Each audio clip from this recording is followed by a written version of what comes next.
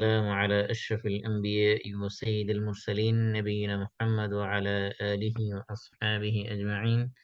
سبحانك لا علم لنا إلا ما علمتنا إنك أنت العليم الحكيم. رب اشرح لي صدري ويسر لي أمري واحلل عقدة من لساني يفقهوا قولي. اللهم علمنا ما ينفعنا وانفعنا بما علمتنا وزدنا علما نافعا. الحمد لله আমরা সূরাতুল কাহাফ থেকে আলোচনা করতেছিলাম। সূরা কাহাফের আমরা ৪ টে ঘটনা সেগুলো আলোচনা আমরা শেষ করেছি। আজকে সূরা কাহাফের অল্প একটু অংশ আমরা সিলেক্ট করেছি। সেটা হলো সূরা কাহাফের ২৭ নম্বর আয়াত থেকে শুরু করে ২৭, ২৮ এবং ২৯, ৩০, ৩১ এই কয়েকটা আয়াত আমরা ইনশাআল্লাহ সংক্ষিপ্ত আলোচনা করার চেষ্টা করব। এগুলোর মধ্যে আমাদের জন্য অনেক গুরুত্বপূর্ণ লেসন রয়েছে। আপনারা স্ক্রিন শেয়ার দিলে বেশি ভালো হয় মনে হয়। আমি স্ক্রিন শেয়ার দিচ্ছি, তাহলে আপনারা দেখতে পারবেন। ওকে, স্ক্রিন দেখা যাচ্ছে? আপনারা কি স্ক্রিন দেখতে পাচ্ছেন? জি। ওকে, এটা হলো ২৭ নম্বর আয়াত থেকে শুরু। আমরা তেলাওয়াত করেছি। আউযু বিল্লাহি মিনাশ শাইতানির রাজিম। বিসমিল্লাহির রহমানির রহিম। ওয়াতলু মা উহিয়া ইলাইকা মিন কিতাবি রাব্বিক লা মুবাদদিলা লিকালিমাতিহি ওয়া লান তাজিদা মিন দুনিহি মুলতাহাদা। ওয়াতলু এটা তেলাওয়াত শব্দ থেকে আসছে। তালা ইয়াতলু মানে তেলাওয়াত করা। সেখান থেকে ওয়াতলু এটা আমর মানে ইম্পারেটিভ, আদেশসূচক। ওয়াতলু মানে আপনি তেলাওয়াত করুন। আর আরবি ভাষায় যেহেতু আপনি বা তুমির জন্য আলাদা শব্দ নেই, একটাই। এই যেজন্য দেখবেন কোন কোন অনুবাদে আপনি বলা হয়েছে, কখন তুমি বলা হয়েছে। মোট কথা হলো একই। অনেকে আবার এটাকে আপত্তি করেন যে রাসূলকে তুমি বলা হয়েছে, এটা ওর সঠিক অনুবাদ হয়নি। আসলে আমরা যখন উম বিদায় অনুষ্ঠানে মানপত্র লিখেছি, তখন শিক্ষকদেরকে তুমি বলে সম্বোধন করেছি। তুমি বলাটা এটা মানে অনেক নির্ভর করে যে কোন প্রেক্ষাপটে বলা হচ্ছে, কাকে উদ্দেশ্য করে বলা হচ্ছে, কোন সময় বলা হচ্ছে, সেটার উপর ভিত্তি করে এটা নির্ভর করে যে আসলে কি সম্মান দিয়ে বলা হচ্ছে নাকি অসম্মান দিয়ে বলা হচ্ছে।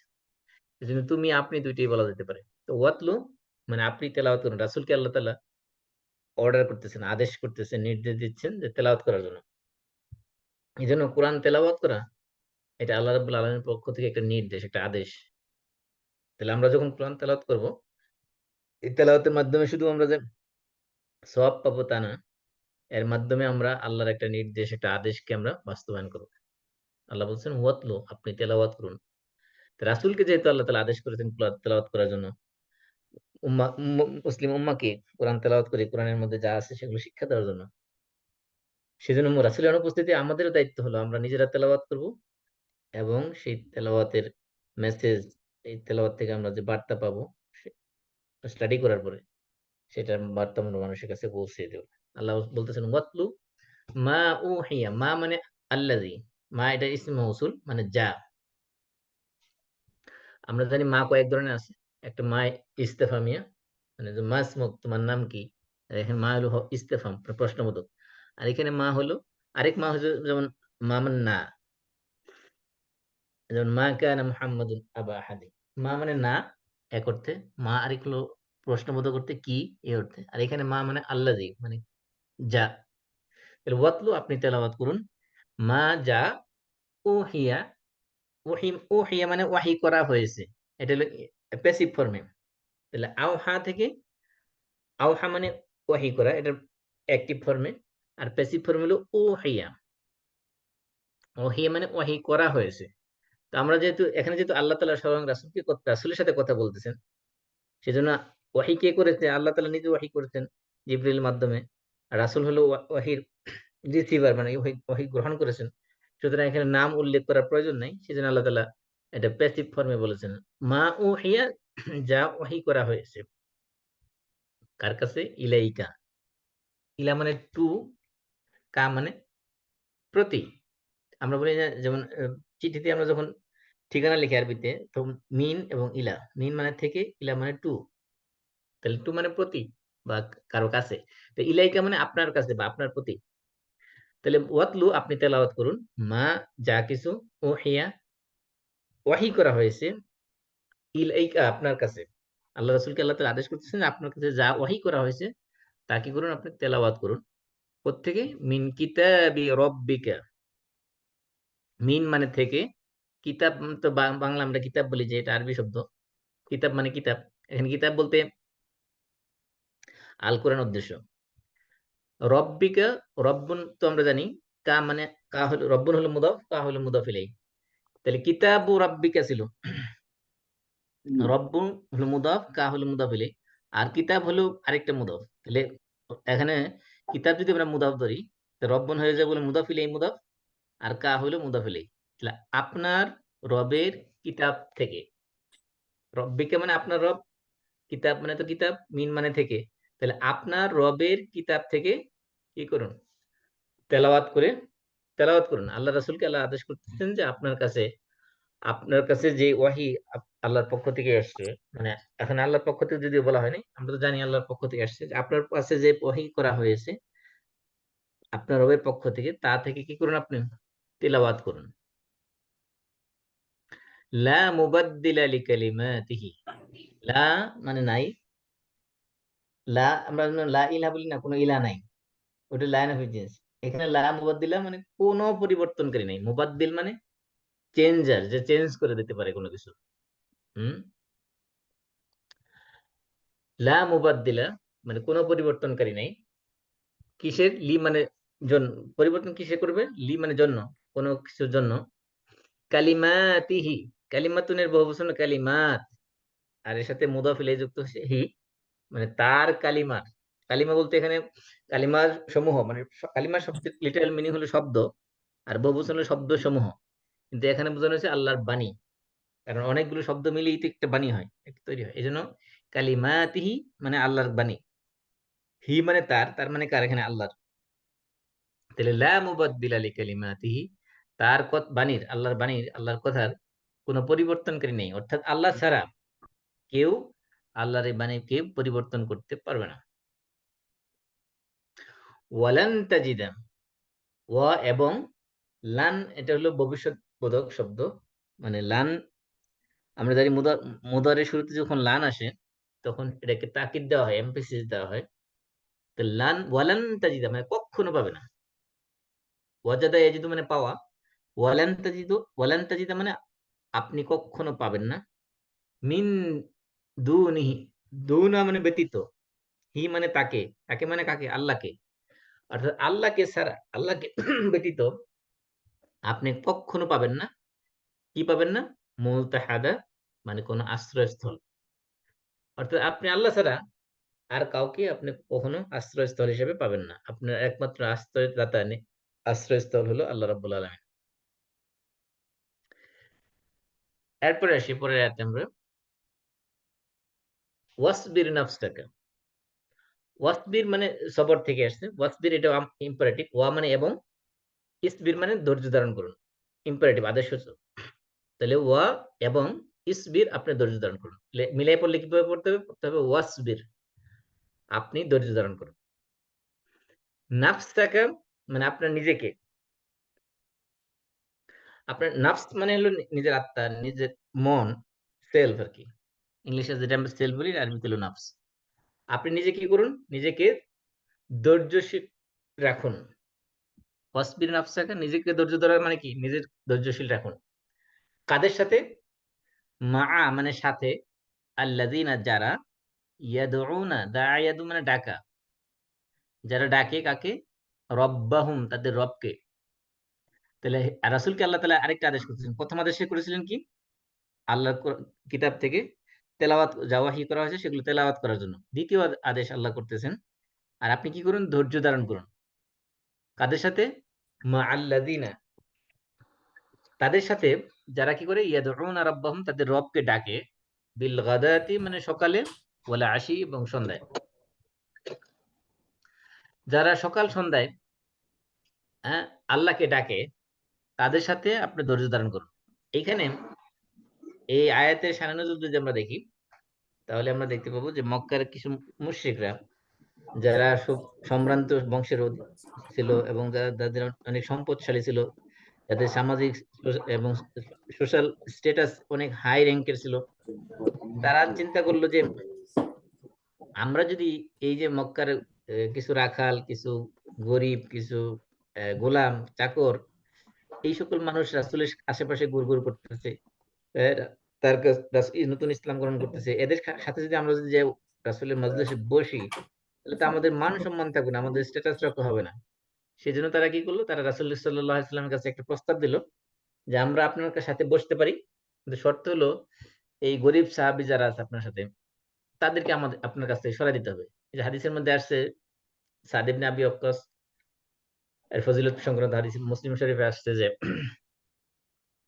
সাদ ইবনে আবি ওয়াক্কাস রাদিয়াল্লাহু তাআলা আনহু বলতেছেন যে আমরা 6 জন ব্যক্তি রাসূল সাল্লাল্লাহু আলাইহি ওয়াসাল্লামের সাথে ছিলাম। তো মুশরিকরা বলল যে আপনি এই 6 জন ব্যক্তি, এদেরকে আপনি কি করুন, আপনার কাছ থেকে তাড়িয়ে দিন, সরাই দিন, তারা আমাদের মাঝে আসার জন্য সাহস না পায়। অর্থাৎ আমরা যখন যেই মজলিসে আপনার সাথে বসবো, সেখানে যাতে এই গরিব অসহায় লোকগুলো আপনার কাছে আসতে না পারে। তো সাদ ইবনে আবি ওয়াক্কাস বলতেছেন সেই মজলিস, আমরা যারা রাসূলের সাথে বসা ছিলাম গরিব লোক, তাদের মধ্যে আমি ছিলাম, ইবনে মাসউদ ছিল, আর বনু হুজাইলের এক ব্যক্তি ছিল, এবং বিলাল রাদিয়াল্লাহু তাআলা আনহু ছিল, এবং আরো 2 জন ব্যক্তি ছিলেন যাদের নাম আমি। তো রাসূল সাল্লাল্লাহু আলাইহি ওয়াসাল্লাম যখন তাদেরকে নিয়ে চিন্তা ভাবনা করতেছিলেন যে এই মক্কার কাফির মুশরিকদেরকে রাসূলের মজলিসে স্থান দেওয়ার জন্য এই গরিব সাহাবীদেরকে তাড়িয়ে দিবেন কিনা, তখন আল্লাহ রাব্বুল আলামিন এই আয়াত নাযিল করছেন। এই আয়াত নাযিল করে দিয়ে আল্লাহ রাসূলকে আল্লাহ তাআলা সতর্ক করে দিচ্ছেন, বলতেছেন কি, এখানে দেখেন শুধুমাত্র ওই গরিব সাহাবীদের সাথে সঙ্গ দেওয়ার কথাই বলেন নাই, বরং বলা হয়েছে ধৈর্য ধারণ করার জন্য। ধৈর্য ধারণ করা মানে কি? মানে হলো তারা যদি আপনাকে কষ্ট দেয়, তারা যদি আপনাকে তিক্ত বিরক্ত করে, তাদের সাথে আপনার চলতে ফিরতে যদি আপনার কষ্ট হয়, তাহলে আপনাকে সেই কষ্ট মেনে ধৈর্য ধারণ করে তাদের সাথে চলতে হবে। কারণ কি? কারণ হলো আল্লাহ বলছেন ইউরিদুনা ওয়াজহাহু, ওয়াজহা, তা ইউরিদুনা, আরাদা, ইউরিদু মানে চাওয়া, ইউরিদু, ইউরিদানে, ইউরিদুনা, তাহলে ইউরিদুনা এটা হলো কি, এটা হলো প্রেজেন্ট ফর্মে, এটা হলো থার্ড পারসন প্লুরাল। তাই এই যে আমরা ইয়াফআলু, ইয়াফআলানি, ইয়াফআলুনা পড়ছিলাম না, তাহলে ইউরিদুনা হলো এটা কি, থার্ড পারসন প্লুরাল। তার ইউরিদুনা তারা চায়, কি চায়, ওয়াজহাহু, ওয়াজহুন শাব্দিক অর্থ হলো, লিটারাল মিনিং হলো ওয়াজহ মানে চেহারা, হু মানে তার, তার চেহারা মানে কার চেহারা, আল্লাহর চেহারা। এখানে আল্লাহর চেহারা বলতে আল্লাহর মানে ফিজিক্যাল চেহারা বোঝানো হয়নি, এখানে ওয়াজহুন বলতে বোঝানো হয়েছে আল্লাহর সন্তুষ্টি, আল্লাহর রেদা বা প্লেজার। তাহলে কি করে, আপনি তাদের সাথে ধৈর্য ধারণ করুন, যারা সকাল সন্ধ্যা আল্লাহ জিকির করে, আল্লাহকে ডাকে, এবং তারা কি চায়, আল্লাহর সন্তুষ্টি চায়। অর্থাৎ আল্লাহর সন্তুষ্টির আশায় যারা সকাল সন্ধ্যা আল্লাহকে ডাকে, আল্লাহর জিকির করে, আল্লাহকে স্মরণ করে, এমন লোকদের সাথে আপনি ধৈর্য ধারণ করুন, এমন লোকদের সাথে আপনি থাকুন, এবং তাদের সাথে থাকার ক্ষেত্রে আপনি ধৈর্য ধারণ করুন। এরপরে প্রথম তো আদেশ করেছেন, এরপর আবার নিষেধও করছেন। নিষেধ কি করেছেন? ওয়ালা তা'দু আইনাকা আনহুম, ওয়ালা তা'দু আইনাকা আনহুম, ওয়ালা তা'দু মানে আপনি যাতে অতিক্রম না করেন, লা তা'দু আইনাকা, আপনার চক্ষু দুটো যাতে তাদের দিক থেকে মুখ ফিরিয়ে না নেয়, দৃষ্টি ফিরিয়ে না নেয়, সরি, চক্ষু দুটো দুটো যাতে কি না করে, দৃষ্টি তাদের দিক থেকে ফিরে অন্যদিকে না নেয়। অর্থাৎ এই যে গরিব সাহাবী যারা, তাদের দিকে আপনার দৃষ্টি না দিয়ে আপনি বড়লোক যারা, সম্পদশালী যারা, সমাজের সম্ভ্রান্ত যারা, উচ্চ মর্যাদাশীল যারা, কর্তৃত্বশীল যারা, তাদের দিকে আপনি দৃষ্টি দিবেন না। বরং কি, এই যারা সকাল সন্ধ্যায় আল্লাহর সন্তুষ্টির জন্য আল্লাহকে ডাকে, তাদের সাথে আপনি থাকুন, তাদের সাথে আপনি ধৈর্য ধারণ করুন। আর আপনার চক্ষু যাতে তাদের দিক থেকে, অর্থাৎ এই গরিব সাহাবীদের দিক থেকে দৃষ্টি ফিরিয়ে অন্য কোথাও যাতে না যায়। কারণ কি? কারণ হলো তুরিদু জিনাতাল হায়াতিদ দুনিয়া। জিনাত মানে হলো সৌন্দর্য, বিউটি। হায়াতুদ দুনিয়া মানে দুনিয়ার জীবন। এই দুনিয়ার জীবনের কিছু চাকচিক্য, কিছু লোভনীয় কিছু জিনিস আপনি পাওয়ার জন্য আপনি ওই গরিব সাহাবীদেরকে থেকে আপনার দৃষ্টিকে ফিরিয়ে নেবেন না, বরং আপনি তাদের সাথেই থাকুন, তাদের সাথে থাকি ধৈর্য ধারণ করুন। এবং যারা কাফির মুশরিক তাদের ব্যাপারে আল্লাহ তাআলা বলছেন, ওয়ালা তুতি' মান আগফালনা কলবাহু আন যিকরিনা। ওয়ালা তুতি', আর আপনি আনুগত্য করেন না। তুতি' এটা আতাআ ইতাআত থেকে। ওয়ালা তুতি', আপনি আনুগত্য করবেন না। রাসূলকে আল্লাহ তাআলা নিষেধ করতেছেন। ১ম এ আদেশ করেছেন ধৈর্য ধারণ করার জন্য, এরপর ২ টা নিষেধ করেছেন। ৩ টা নিষেধ, হ্যাঁ ২ টা নিষেধ করেছেন। বলছেন ওয়ালা তা'দু আইনাকা আনহুম, তাদের দিক থেকে আপনি দৃষ্টি ফিরিয়ে নিবেন না। আরেকটা কি ওয়ালা তুতি', আপনি আনুগত্য করবেন না। রাসূলকে আল্লাহ তাআলা নিষেধ করতেছেন। কাদের আনুগত্য করবেন না? মান আগফালনা কলবাহু, মান যাকে, আগফালনা, আগফালা ইগফিল মানে গাফেল করে দেওয়া। আমরা বলি না যে লোকটা অনেক গাফেল। গাফেল মানে এখানে অন্য অমনোযোগী হওয়া। মানে হিডলেস, কেয়ারলেস হওয়া। তাহলে আল্লাহ বলতেছেন আমি যাকে কি করেছি? গাফেল করে দিয়েছি। কালবাহু, যার কলবকে, যার অন্তরকে আমি গাফেল করে দিয়েছি। কিসের থেকে গাফেল করে দিয়েছি? আন যিকরিনা, আমার স্মরণ থেকে।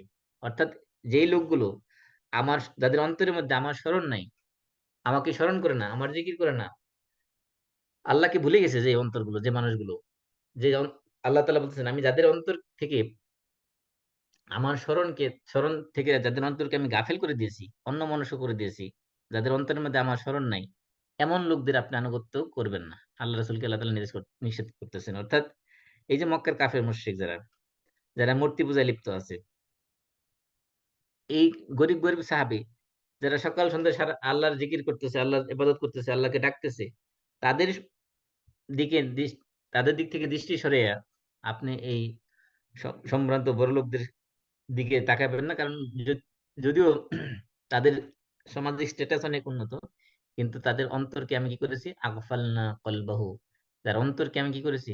গাফেল করে দিয়েছি আমার জিকির থেকে, আমার স্মরণ থেকে। অর্থাৎ তারা আল্লাহর জিকির থেকে গাফেল আছে। এই লোকদের আনুগত্য আপনি করবেন না। আর কি করে? ওয়াত্তাবা হাওয়াহু, এবং যে লোক কি করতেছে? তার হাওয়া মানে কুপ্রবৃত্তি, তার ডিজায়ার এবং তার প্রবৃত্তিকে যে অনুসরণ করতেছে, আল্লাহর আদেশকে অনুসরণ না করে, রাসূলের কথা অনুসরণ না করে, তার নিজের মনের খায়েশা মতে, মনের খায়েশ অনুযায়ী, মনে যেটা ভালো লাগে সেটাই করতেছে। এমন লোকদের আপনি আনুগত্য করবেন না। আর কি? ওয়া কানা আমরুহু ফুরতা, এবং যার সমস্ত ব্যাপারগুলো ক্ষতিতে ভরা, যার সমস্ত ব্যাপারগুলো, কার্যকলাপগুলো, সমস্ত কাজগুলো যার নষ্ট হয়ে গেছে, সমস্ত কাজগুলো যার সীমালঙ্ঘন দিয়ে পরিপূর্ণ, এমন ব্যক্তিদের সাথে আপনি এমন ব্যক্তির আপনি আনুগত্য করবেন না, এমন ব্যক্তিদের আপনি অনুসরণ করবেন না, ফলো করবেন না। এখানে পুরা আয়াতটাতে আল্লাহ রাসূলকে আল্লাহ রাব্বুল আলামিন আদেশ করেছেন এবং নিষেধ দিয়েছেন। আদেশ করেছেন কি? গরীব সাহাবদের সাথে, তাদের সাথেই ধৈর্য ধারণ করে তাদের সাথেই চলার জন্য, এবং তাদের দিক থেকে নিজের দৃষ্টিকে সরিয়ে না নেওয়ার জন্য।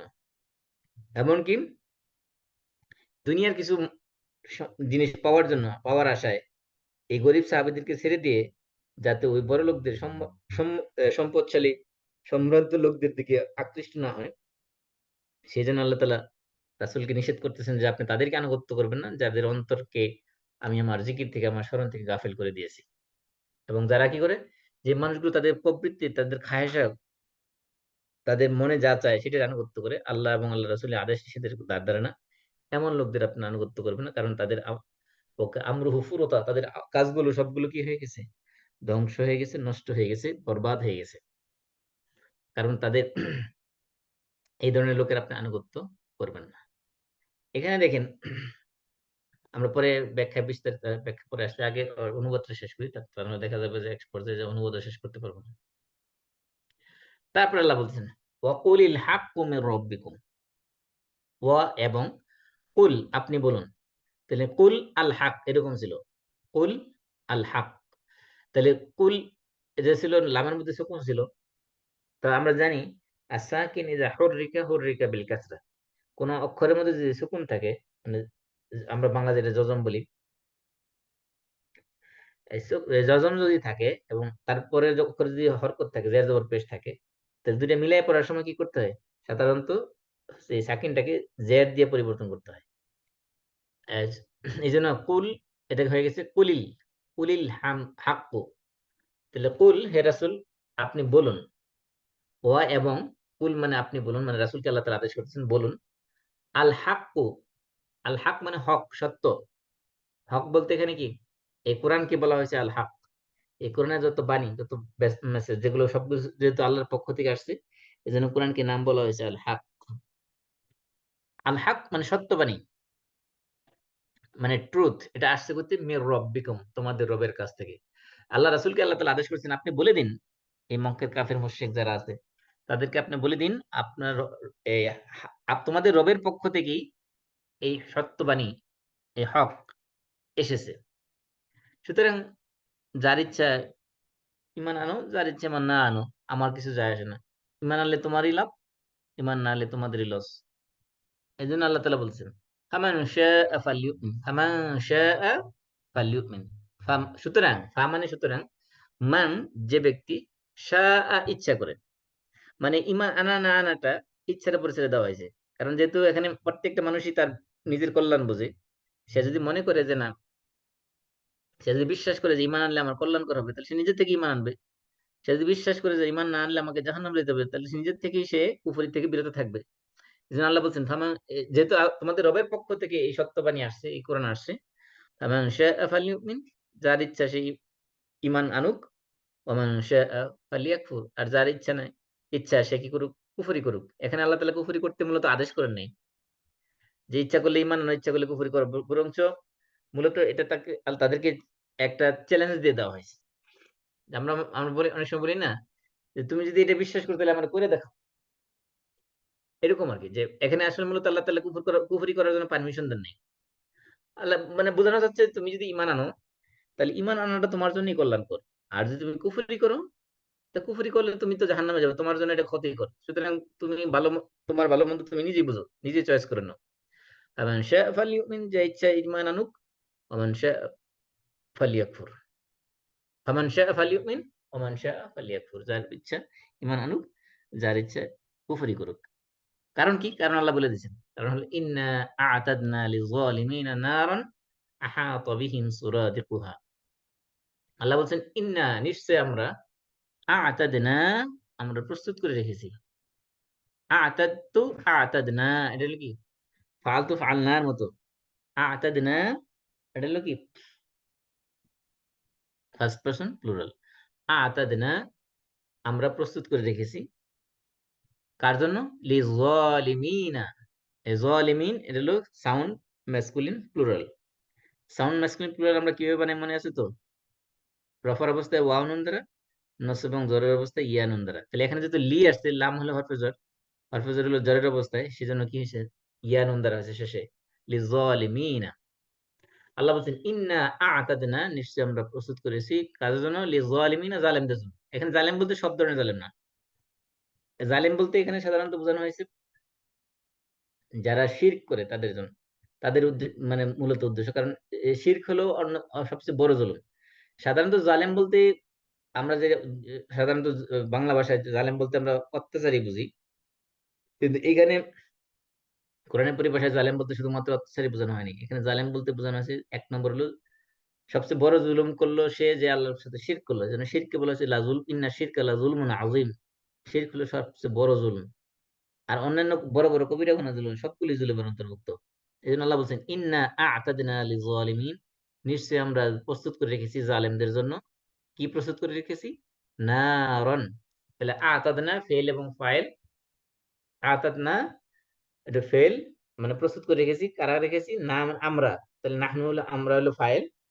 আর কি প্রস্তুত করেছি? নারন, আগুন। আগুন প্রস্তুত করেছি, আগুন হলো মফউল বিহি। এজন্য কি হয়েছে, নারান হয়ে গেছে, দুই জবর। দুই জবর কেন হয়েছে? কারণ এখানে আলিফ লাম নাই, মানে তানবিন নাই, সেজন্য দুই জবর হয়েছে। ইন্না আ'তাদনা নিশ্চয় আমরা প্রস্তুত করে রেখেছি, লিযালিমিনা জালেমদের জন্য। কি প্রস্তুত করে রেখেছি? নারান, আগুন। আগুন বলতে এখানে জাহান্নামের আগুন। সে আগুনের বৈশিষ্ট্য বলা হয়েছে, আগুন কি করে? আহাতা বিহিম সুরাদিকুহা। সুরাদিক হলো আপনার সাধারণত প্রাচীর বা বেষ্টনীকে বলা হয় সুরাদিক। আর হা মানে ওই, হা রেফার করছে কিসে, যে নারের দিকে। নার যেটা ফিমেল, সেজন্য এটাকে রেফার করছে হায়ের দিকে। হা দ্বারা ওই নারের দিকে রেফার করা হয়েছে, না না বোঝানো হয়েছে। তাহলে আহাতা বিহিম, তাদেরকে বেষ্টন করে রেখেছে। এই যারা জালেম তাদেরকে বেষ্টন করে রেখেছে কি সুরাদিকুহা, ওই জাহান্নামের আগুনের প্রাচীর। এখানে আগুনের প্রাচীর বলতে বোঝানো হয়েছে আগুনের লেলিহান শিখা। তাদের জন্য তাদের কি করেছে, বেষ্টন করে রাখবে। অর্থাৎ এই জাহান্নামের আগুন তাদেরকে চতুর্দিক থেকে এমন ভাবে ঘেরাও করে ধরবে যে এই জাহান্নামের আগুনের ভিতর থেকে পলায়ন করার আর কোনো সুযোগ পাবে না, পালায় কোথায় চলে যাওয়ার সুযোগ পাবে না। সেটি আল্লাহ বলছেন যে ইন্না আ'তাদনা লিজ জালিমিন, আমি জালেমদের জন্য প্রস্তুত করে রেখেছি নারান, এমন আগুন, যে আগুন কি করবে, আহাতা বিহিম সুরাদিকুহা, যে আগুনের লেলিহান শিখা তাদেরকে ঘিরে ধরবে। তারপরে এই জাহান্নামের বর্ণনা দেওয়া হচ্ছে, ওয়া ইন ইস্তাগীসু, ইস্তিগাসা মানে হলো তালাবুল গাউস, মানে কোনো কিছুর সাহায্য চাওয়া, হেল্প চাওয়া। যেমন মনে করেন একটা মানুষ বিপদে পড়লে, যেমন মনে করেন কেউ কারো বাসায় আগুন লাগছে, সে কি করবে, জোরে চিৎকার করে বলবে আগুন আগুন, ডাকাত ঢুকছে, ডাকাত ডাকাত করে ডাকবে। এরকম বিপদে পড়লে মানুষ কি করে, যে হেল্পটা চায় সেটাকে হলো ইস্তেগাসা। তাহলে ওয়া ইন ইস্তাগীসু, যখন তারা সাহায্য চাবে আল্লাহর কাছে, কোন সময়, জাহান্নামের মধ্যে জাহান্নামের আগুনে জ্বলে পুড়ে যখন তারা ভস্ম হবে, তারা জাহান্নামের আগুনের তাপে যখন তাদের তৃষ্ণা এবং পিপাসা চরম আকার ধারণ করবে, তখন তারা কি করবে, আল্লাহর কাছে সাহায্য চাবে। আল্লাহ বলতেছেন ওয়া ইন ইস্তাগীসু, ইস্তিগাসা, ইস্তাগীসু, ইস্তাগীসানি, ইস্তাগীসুনা ছিল। তাহলে ওই যে ইন, যেহেতু জুমলা শর্তিয়া, এই জন্য এটা কি হয়েছে, এখানে নুনটাকে বিলুপ্ত করা হয়েছে। ওয়া ইন ইস্তাগীসু, যদি তারা কি চায়, সাহায্য চায়। এই ইস্তেগাসা, আরেকটা জিনিস বলে রাখি, এখানে ইস্তেগাসা শব্দ হলো গাউস থেকে আসছে। আমরা বাংলায় বলি না গাউসুল আজম, গাউসুল আজম কাকে বলি আমরা, আব্দুল কাদের জিলানীকে গাউসুল আজম বলা হয়। বিশেষ করে বাংলাদেশের যারা পীর মুরিদিতে বিশ্বাস করে, তারা আব্দুল কাদের জিলানীকে গাউসুল আজম বলে। গাউসুল আজম মানে হলো সবচেয়ে বড় ত্রাণকর্তা, উদ্ধারকর্তা। এই জন্য অনেকে বলেছেন যে আল্লাহ ছাড়া অন্য কাউকে গাউসুল আজম বলা যাবে না। গাউস মানে হলো ত্রাণকর্তা, উদ্ধারকর্তা, আর আজম মানে হলো গ্রেটেস্ট, সেরা, সবচেয়ে বড় ত্রাণকর্তা, উদ্ধারকর্তা হলো আল্লাহ। সেজন্য গাউসুল আজম আল্লাহ ছাড়া, আল্লাহ একমাত্র আল্লাহ হওয়ার উপযুক্ত। তিনি বলছে ওয়া ইন ইয়াস্তাগীসু, যখন তারা কি করবে, গাউস চাবে, গাউস মানে সাহায্য চাবে, হেল্প চাবে আল্লাহর কাছে, তখন আল্লাহ কিসের হেল্প চাবে, জাহান্নামের ভিতরে আগুনের মধ্যে পড়ে তো আগুনে থেকে মুক্তি পাওয়ার জন্য একটু ঠান্ডা পানি নিতে চাবে। আল্লাহ বলছে তাদেরকে পানি দেওয়া হবে। বলা হচ্ছে ইউগাসু, এই যে গাউস থেকে ইউগাসু, তাদেরকে সাহায্য দেওয়া হবে, হেল্প করা হবে। কি দ্বারা হেল্প করা হবে, বিমা ইন, পানি দিয়ে। জাহান্নামে পানি দেবে, তার মানে কি, পানি খেয়ে তারা শান্তি পাবে না? আল্লাহ বলছে না। কেমন পানি, কাল মুহুল, মুহুল বলা হয় কোন তো মানে কঠিন পদার্থকে এটা আগুনের তাপ দিয়ে গলাইলে, গলানোর পরে যেটা হয় সেটাকে বলা হয় মুহুল। এবং সেটা যদি গাঢ় হয়, শুধুমাত্র গলাইলে মুহুল হয় না, এটা গাঢ় হবে এবং কালো কুচকুচে হবে এবং খুব গাঢ়, তরল, একবার তরল, পাতলা না, যেটা মুখ চুমুক দিলে গিলে ফেলতে পারবে, খুব গাঢ় এবং খুবই কালো কুচকুচে। এবং এমন কোন কঠিন পদার্থকে, যেমন কোন সীসা বা লোহা বা কোনো তামা বা কোন যে কোনো জিনিস যখন এটা গলানো হয় খুব অনেক হাই হিট দিয়ে, তখন যে গলিত পদার্থটা হয় সেটাকে বলা হয় মুহল। আল্লাহ বলতেছেন ইউগাসু, তাদেরকে সাহায্য করা হবে বিমা ইন, পানি দিয়ে, কাল মুহল, যে পানিটা হবে একেবারে মেল্টেড,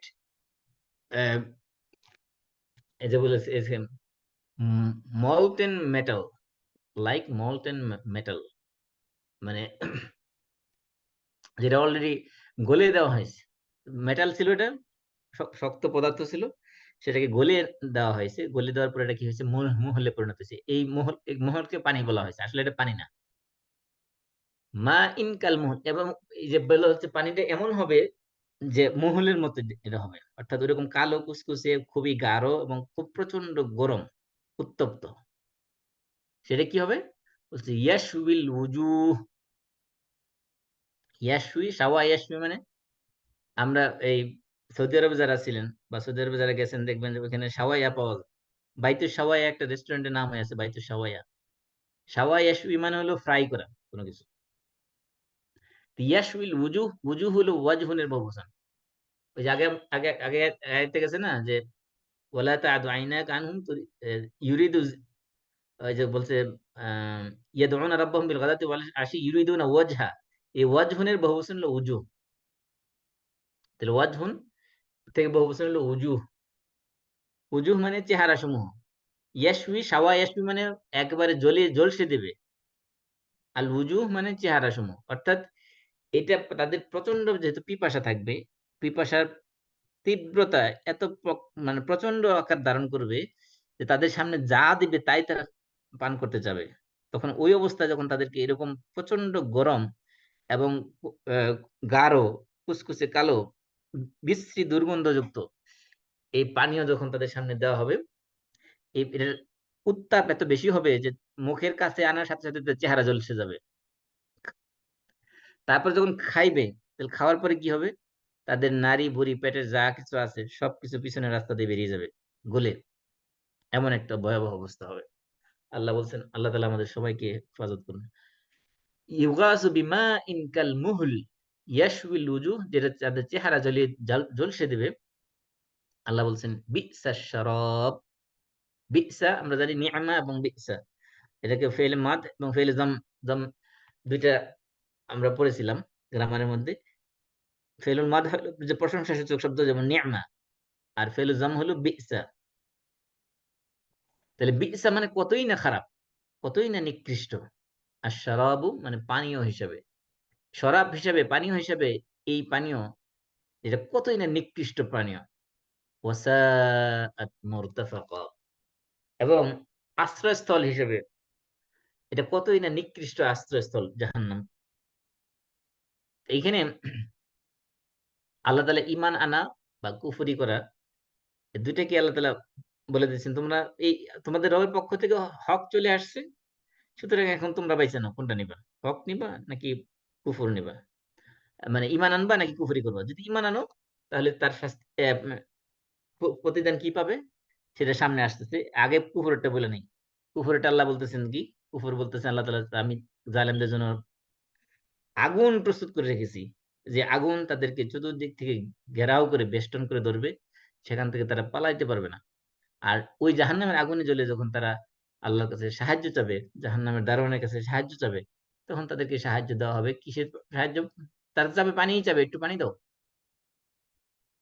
আর নাফিদু আলাইনা মিনাল মা, আমাদেরকে একটু পানি দাও। এবং জান্নাতীদেরকে দেখলে জান্নাতীদের কাছেও চাবে তারা। বিশেষ করে সূরা আরাফের মধ্যে আসছে, যারা আরাফে থাকবে তারা চাবে জান্নাতীদেরকে যে তোমাদের থেকে আমাদের কিছু দাও।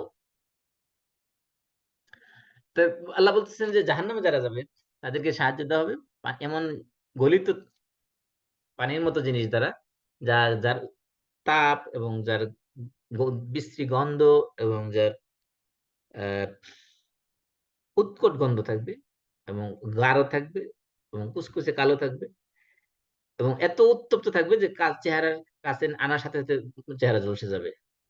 তারপরে তারা যখন এটা খাইবে, তারপরে এটা তাদের পেটের নাড়ি বুড়ি সব গলিয়ে নিচে দিয়ে বের করে দেবে। এই জন্য আল্লাহ বলছেন যে বিচ্ছা শরাব, কতই না নিকৃষ্ট, কতই না জঘন্য, কতই না খারাপ পানীয় এটা। ওয়াসাআত মুরতাফাকা, এবং আশ্রয়স্থল হিসেবে, বাসস্থান হিসেবে ওই জাহান্নাম কতই না বিশ্রাম স্থল হিসেবে কতই না খারাপ জায়গা। এই প্রথমে বলা হয়েছে, আল্লাহ তাআলা প্রথমে অপশন দিচ্ছেন যে ঈমান আনলে আনো, কুফরি করলে করো, যা করো, যার ইচ্ছা সে ঈমান আনুক, যার ইচ্ছা সে কুফরি করুক। তবে কি, কুফরি করলে এই শাস্তি হবে, আর ঈমান আনলে কি হবে এরপরে বর্ণনা আল্লাহ তাআলা দিতেছেন। এটা কোন একটা স্টাইল, বর্ণনার ভঙ্গি। কোরআনে যেখানে আল্লাহ রাব্বুল আলামিন জাহান্নামের আলোচনা করেন, সাথে সাথে জান্নাতের আলোচনা করেন, যেখানে জান্নাতের আলোচনা করেন সাথে সাথে জাহান্নামের আলোচনা করেন। এটাকে আরবিতে বলা হয় তারগিব ও তারহিব। তারগিব মানে কোনো ভালো কাজের প্রতি মানুষকে উৎসাহ দেওয়া, তারহিব মানে কোনো খারাপ কাজ থেকে মানুষকে ভয় দেখিয়ে ফিরিয়ে রাখা। তাহলে এখানে আল্লাহ তাআলা প্রথমে জাহান্নামীদের বর্ণনা দিয়েছেন, তারপরে জান্নাতীদের বর্ণনা দিতেছেন।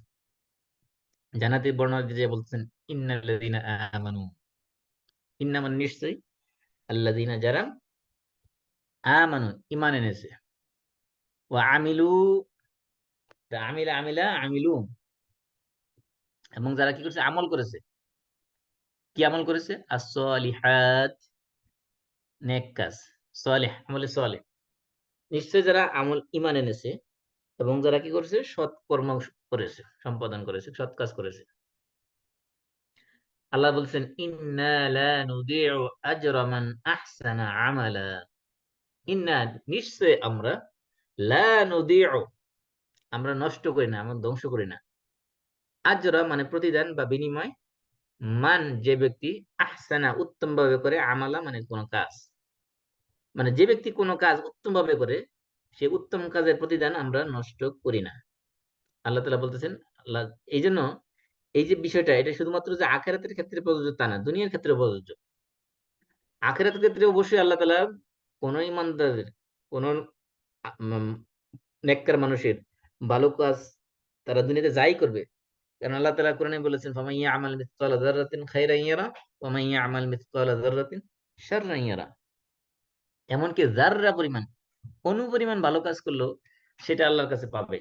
এটা সে দেখতে পাবে আল্লাহর কাছে। আর যে অণু পরিমাণ, যাররা পরিমাণ যদি খারাপ কাজ করে সেটাও আল্লাহর কাছে দেখতে পাবে। অর্থাৎ আল্লাহ কোন আমলই তার নষ্ট করবে না। ভালো কাজের মধ্যে একবারে যাররা অণু পরিমাণ হইলেও সেটা আল্লাহ নষ্ট করবে না। এখন প্রশ্ন হলো যে অণু পরিমাণ কেন বলা হয়েছে? অণু তো হলো একেবারে পদার্থের ক্ষুদ্রতম অংশ। অণু পরিমাণ বলা হয়েছে কারণ হলো যে যেই জিনিসটার দাম যত বেশি, সেই জিনিসটা মেজারমেন্ট করা হয় অত সূক্ষ্মভাবে। যেমন মনে করেন, এই লোহা যখন, বালু যখন মাপা হয়, তখন ট্রাক ভর্তি করে মাপা হয়। হ্যাঁ? অথবা পুরা একটা উঁচু আকারের এক জায়গায় টিলা আকারে বানায়া তারপরে ফিতা দিয়ে মেপে বালু মাপা হয়। লোহা যখন মাপা হয় বিশাল বড় পাল্লা দিয়ে মাপা হয়। তুলা যখন মাপা হয় এরকম বড় পাল্লা দিয়ে মাপা হয়। কিন্তু স্বর্ণ যখন মাপা হয় তখন দেখবেন একেবারে ছোট্ট পাল্লা দিয়ে মাপা হয়। আর এখন তো ডিজিটাল মানে বাটখারা দিয়ে মাপা হয়। কারণ কি? কারণ এই যে একটু এদিক সেদিক হয়ে গেলে দেখা যায় অনেক দামি জিনিস একজনের লস হয়ে গেল। বিক্রি করার সময় যদি আপনি মনে করেন যে দাঁড়িপাল্লা দিয়ে লোহা মাপা হয়, অথবা যে দাঁড়িপাল্লা দিয়ে আপনি ধান মাপেন, মনে করেন 10 কেজি 20 কেজির ধান লয় যেই পাল্লার মধ্যে, এমন পাল্লা দিয়ে যদি স্বর্ণ মাপেন একটা কানের দুল, তাহলে দেখা যাবে এটা আসলে পাল্লার কোনো দিকেই যাচ্ছে না। মনে হচ্ছে এটা কি যে পাল্লাতে দেওয়া হয়েছে এরকম পরিমাণে বোঝা যাচ্ছে না। এজন্য জিনিসের দাম যত বেশি হয়, ওটার পরিমাপ মাপটা হয় তত সূক্ষ্ম যন্ত্র দিয়ে। আল্লাহ তাআলা এই যে অনুপরিমাণ জিনিসও মানুষের ছাড় দিবেন না। কারণ হলো আল্লাহর কাছে এই আমলে সালেহের যে সওয়াব বা নেক এটার দাম অনেক বেশি। এজন্য কোন ভালো কাজ সেটা বিন্দু পরিমাণ অনুপরিমাণ হইলেও সেটা সে আল্লাহ তাআলা ফেলে দিবেন না। সেটাও তার জন্য রেখে দিবেন। আবার খারাপ কাজ অনুপরিমাণ করলেও সেটাও আল্লাহ তাআলা রেখে দিবেন। কারণ জান্নাতের মধ্যে এই সওয়াবের পরিমাণ, এই দামটা অনেক বেশি মূল্যবান। সেজন্য সেটা মেজারমেন্ট করা হবে মিজান, এমন মিজান দিয়ে যেটা অত্যন্ত সূক্ষ্ম পাল্লা হবে। যেখানে পরমাণু পর্যন্ত সেখানে কাউন্ট করা হবে। সেখানে কোন কিছু ছাড় দেওয়া হবে না। আল্লাহ বলছেন, এই যে ইন্না লা নুদিউ আজরা মান আহসানা আমালা। আজর মানে বিনিময়, কর্মফল। মান আহসানা আমালা, যেই ভালো কাজ করুক। এখন কথা হলো যে কোন দুনিয়াতে কোন কাফের যদি কোন ভালো কাজ করে, মনে করেন একজন কাফের, একজন হিন্দু বা একজন বৌদ্ধ, একজন খ্রিস্টান, সে একজন মুসলিম।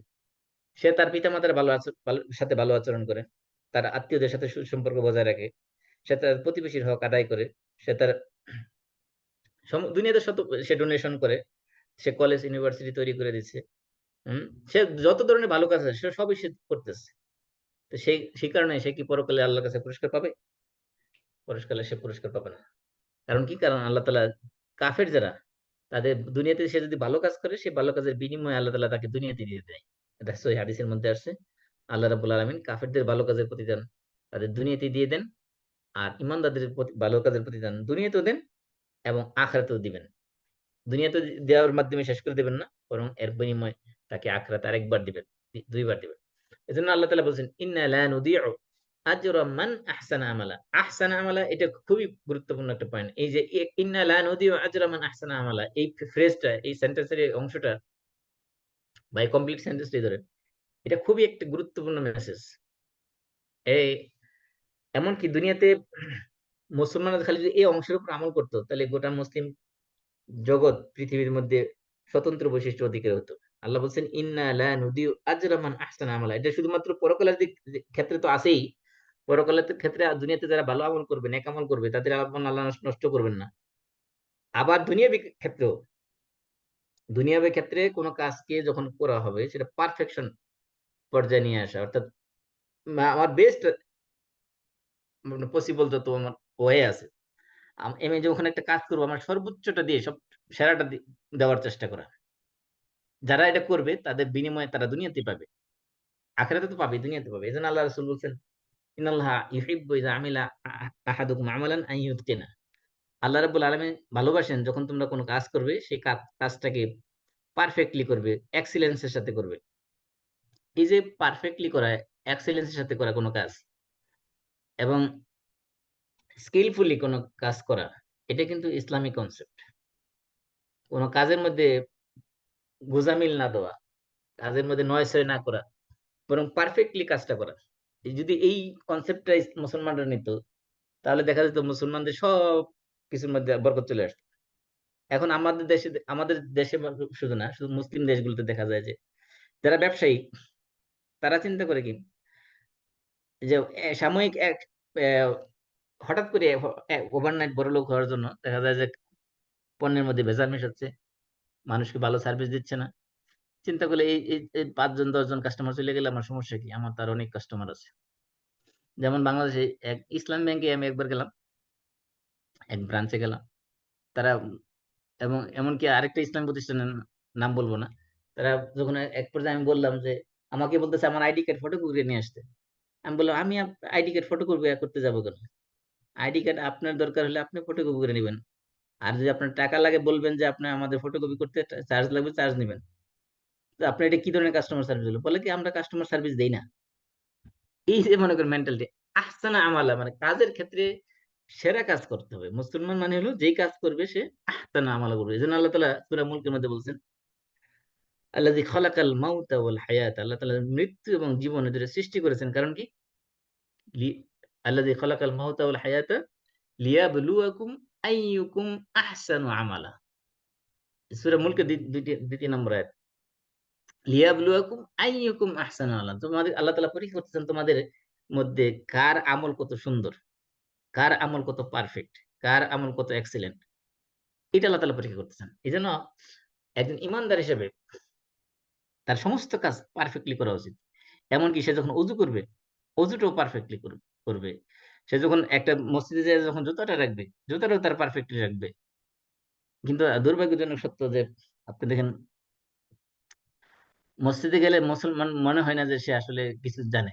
জুতাগুলো একজনের নতুন জুতা দিয়ে আরেকজনের জুতা দিয়ে সে পালায় যাচ্ছে, তার জুতার উপর দিয়ে তার কোনো ফিলিংসই নেই।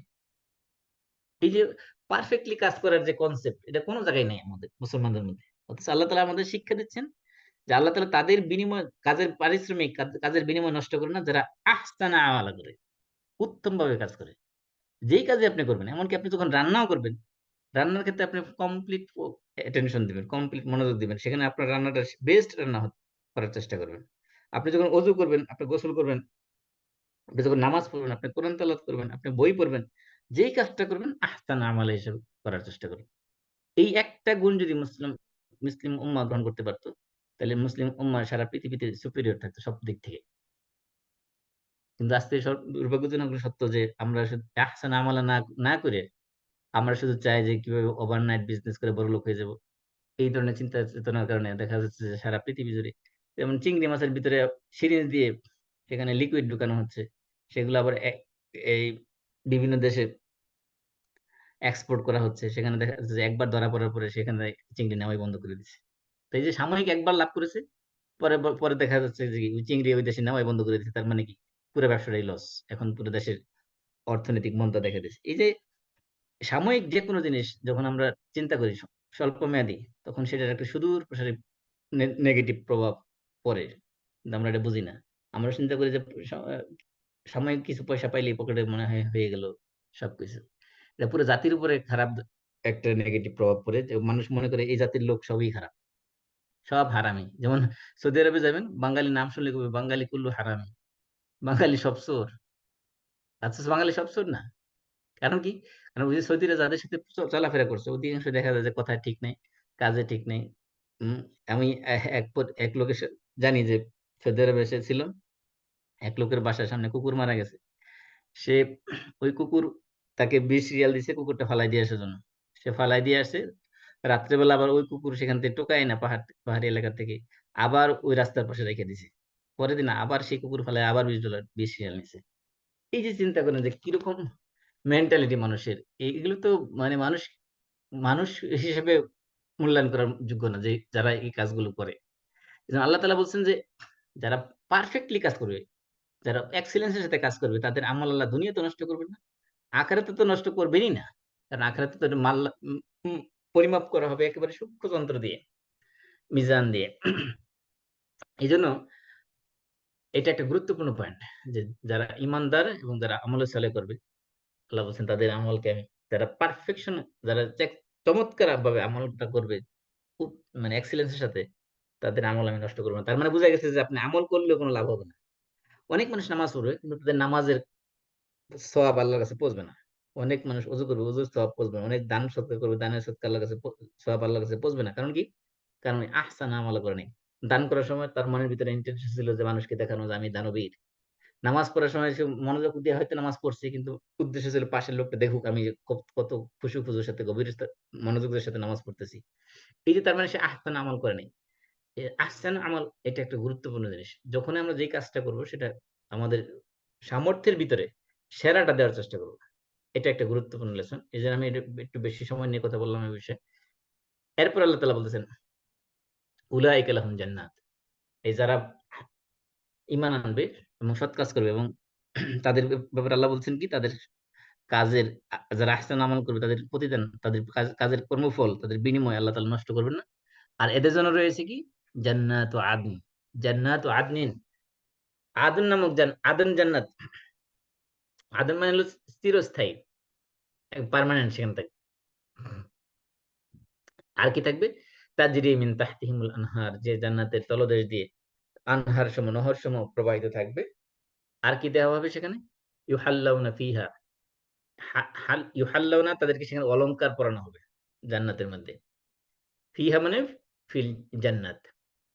এই জান্নাতের মধ্যে তাদেরকে অলংকার পরানো হবে। কিসের অলংকার? মিন, এই যে মিনে বায়ানিয়া, যে অলংকার পরানো হবে এটা বর্ণনা দেওয়া আছে মিন দ্বারা। কিসের অলংকার? আসাউইরা মিন যাহাব। আসাউইর হলো আপনার হাতের যে বালা, চুড়ি বা বালা যেগুলো আমরা পরি। এখন তো বাজারে আপনার পুরুষের জন্য চুরির দোকান, চুরির একটা যে কোনো চুরির দোকানে গেলে, বসুন্ধরা সিটিতে যান, আপনি বাংলাদেশের যে কোনো মলে যান, যেখানে দেখবেন যে চুরির দোকানে গেলে দেখবেন এক সাইড পুরুষের জন্য চুরি আর এক সাইড মহিলাদের জন্য চুরি। আল্লাহ বলছেন জান্নাতের মধ্যে ইউহাল্লাউনা মিন আসাউইরা মিন যাহাব, স্বর্ণের চুরি দেওয়া হবে। ওয়ায়ালবাসুনা, এবং তাদেরকে লিবাস পোশাক দেওয়া হবে। ওয়ায়ালবাসুনা তারা পরিধান করবে। লাবিসা ইয়ালবাসু মানে পরিধান করা। সিয়াব মানে পোশাক। কিরকম পোশাক? খুদরা। খুদর মানে হলো সবুজ, সবুজ রঙের পোশাক তারা পরবে। কি পোশাক কিসের তৈরি? মিন সুন্দুসিন ওয়া ইস্তাবরাক। সুন্দুস এবং ইস্তাবরাক এটা হলো রেশমের দুটা প্রকার। সুন্দুস হলো একেবারে মিহি সূক্ষ্ম সুতার তৈরি যে রেশম, সেটাকে বলে সুন্দুস। আর ইস্তাবরাক হলো একটু মোটা রেশম। এই দুই ধরনের রেশম তাদের থাকবে, তাদের জন্য থাকবে সেখানে। এবং সেগুলো হবে সবুজ কালারের। তাই সবুজ রঙের অতি সূক্ষ্ম মিহি সুতার কাপড় থাকবে সেখানে, পোশাক দেওয়া হবে। ওয়া ইস্তাবরাক, এবং মোটা রেশমের পোশাকও তাদেরকে সেখানে পরানো হবে। আর কি দেওয়া হবে? মুত্তাকিঈনা ফিহা। মুত্তাকিঈনা, ইত্তেকা মানে হলো হেলান দেওয়া। মুত্তাকিঈনা তারা এখানে হেলানরত অবস্থায় থাকবে। ফিহা মানে ওই ফিল জান্নাতে। কিসের মধ্যে হেলান দিবে? আলাল আলাল আরাইক। আরাইক মানে গদি। আমরা যেরকম উন্নত মানের লাক্সারি সোফা ব্যবহার করি বাসার মধ্যে, এরকম লাক্সারি সোফার মধ্যে তারা কি করবে? হেলান দিয়ে তারা সেখানে বসবে জান্নাতের মধ্যে। এরপর আল্লাহ বলতেছেন জাহান্নামীদের শাস্তির বর্ণনা দেওয়ার পর আল্লাহ কি বলছিলেন? জাহান্নামীদের শাস্তির পরে কনক্লুশনটা আল্লাহ কি বলছিলেন? কনক্লুশনে বলছেন বিকসাস শারাবু ওয়া সাআত মুরতাফাকা। বিকসাস শারাবু ওয়া সাআত মুরতাফাকা। ওই সেম সেন্টেন্স স্ট্রাকচার জান্নাতীদের ব্যাপারে আল্লাহ তাআলা ব্যবহার করেছেন, কিন্তু ডিফারেন্ট ওয়ার্ডে। আল্লাহ কি বলছেন? নি'মাস সাওয়াবু ওয়া হাসুনাত মুরতাফাকা। আর ওইখানে কি বলছিল? ওইখানে বলছিল বি'সাশ শারাবু ওয়া সাআত মুরতাফাকা। দেখেন একেবারে অক্ষরে, অক্ষরে সেন্টেন্সের মধ্যে মিলাইলে মিলে যাবে। বি'সা নি'মা, আশ-শারাবু আস-সাওয়াবু, ও হাসুনাত ওইখানে হলো ওয়া সাআত, মুরতাফাকা ওইখানে মুরতাফাকা। কত সুন্দর! তো তাহলে মানে পুরো অপোজিট জিনিস বুঝাইছেন কিন্তু সেম সেন্টেন্স স্ট্রাকচার দিয়ে বুঝাইছেন। আল্লাহ বলছেন যে যারা এই জান্নাতে যাবে তাদের অবস্থা কি হবে? নি'মাস সাওয়াব, বলতেছে সওয়াবের দিক থেকে এটা কতই না উত্তম সওয়াব।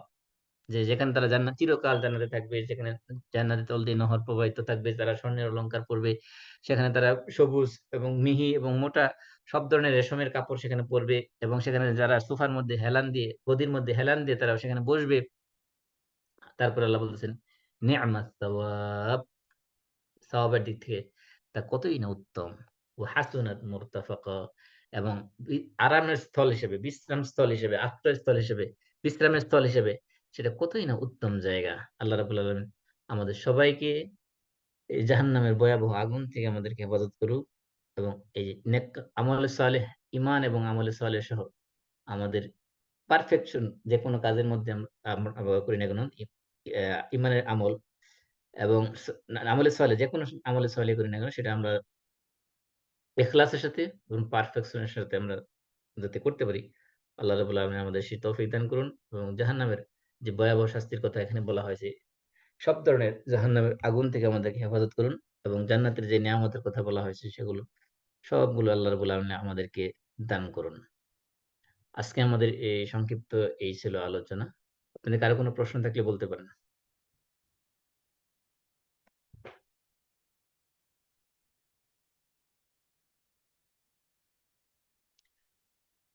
কারো কোনো প্রশ্ন নাই মনে হচ্ছে। তো আমরা তাহলে শেষ করে দিচ্ছি। আমরা সবাই কাফারাতুল মাজলিস করি। সুবহানাকাল্লাহুম্মা ওয়া বিহামদিক سبحانك اللهم আশহাদু আল্লা وبحمدك ইলাহা ইল্লা আনতা আস্তাগফিরুকা لا ওয়া إله আতুবু إلا ইলাইক। أنت أستغفرك আসসালামু وأتوب আলাইকুম إليك ওয়া রাহমাতুল্লাহি ওয়া বারাকাতুহু। وعليكم السلام ورحمة الله وبركاته